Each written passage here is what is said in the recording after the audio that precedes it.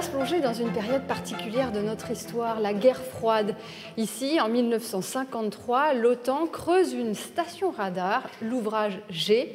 Il servait à surveiller le ciel, à détecter les avions soviétiques. On a vu hier comment fonctionnait cette base secrète. Aujourd'hui, on s'intéresse aux bénévoles qui travaillent à redonner vie à ce patrimoine.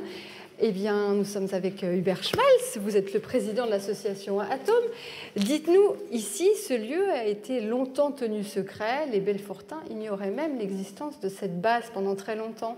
Bonjour Lucie. Effectivement, cette base, ce site était complètement bloqué par l'armée. On ne pouvait pas du tout y monter. C'était classé secret défense, donc aucune possibilité d'accès. Il a été utilisé très peu de temps finalement. Cette base, elle a servi 1 an tout juste. Alors elle a fonctionné qu'1 an pour des raisons techniques et géopolitiques. Et par contre, elle a été quand même maintenue par l'armée de l'air jusqu'en 1972, qui reprend le relais de l'OTAN.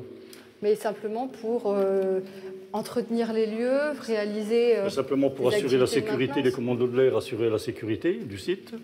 Et les techniciens qui étaient là assuraient donc le fonctionnement, faisaient de la maintenance du différents matériels qui étaient en place. Et à partir des années 70, ce lieu est laissé à l'abandon. En 72, donc, le lieu est récupéré par la ville de Belfort et est complètement abandonné. Jusqu'à ce que votre association... Voilà, ça a été complètement vandalisé. On a repris, j'ai déposé un dossier en mai 2016. On a démarré les travaux en juillet 2016. Alors on reviendra sur tout ce que vous avez réalisé, tous les travaux de restauration que vous avez faits. Et puis plus récemment, enfin il y a quelques années, vous avez même acquis des avions militaires. On les voit ici. Éric, bonjour. Bonjour. C'est comment vous avez fait déjà pour les faire rentrer dans ce lieu? Alors, on a des légendes, mais en réalité, ils ont été démontés. Et on a même un petit peu démonté le couloir pour le reconstruire après, enfin en partie. On avait suivi le convoi à l'époque, on a des images. Ces avions, ils viennent du cimetière de l'aviation militaire, c'est ça? Absolument, de la base de Châteaudun. Et ils sont restés propriété de l'armée de l'air. Il nous a même fallu une autorisation de détention d'armes de première catégorie, c'est-à-dire d'armes de guerre, bien que cet avion soit désarmé.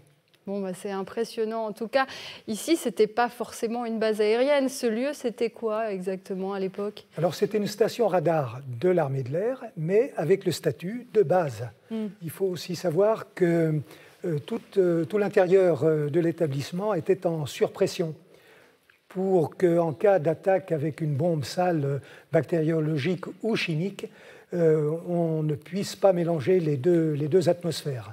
Et votre ambition, c'est de créer un musée de la guerre froide ici? Exactement, Lucie. Le but, c'est de créer le premier musée de la guerre froide en France, chose qui n'existe pas aujourd'hui. On va voir dans une salle un peu plus loin tout le travail que l'association a déjà accompli.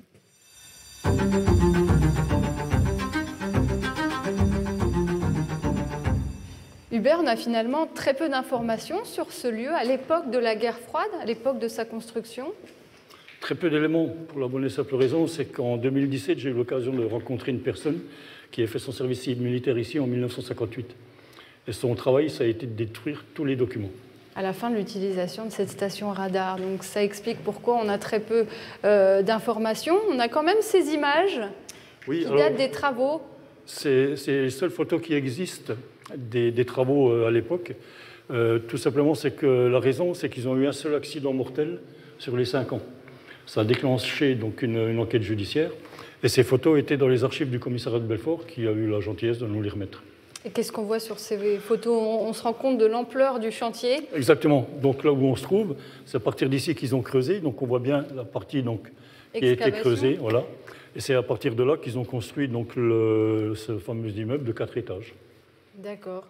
Et puis les autres photos qu'on a, c'est à la fin de l'utilisation de cet endroit par la BA 116.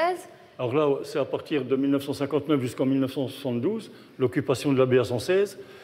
Ici, on voit les fameux radars qui étaient donc sur le Fort Lefebvre, les antennes palmiers, qui permettaient de récupérer tous les éléments. Et donc ici, ce sont toute la partie hébergement, qui étaient les baraques FIO, ces fameuses baraques en tôle. Et puis vous avez occupé à nouveau les lieux. C'était à partir de 2016. Votre association a eu envie de restaurer ce site.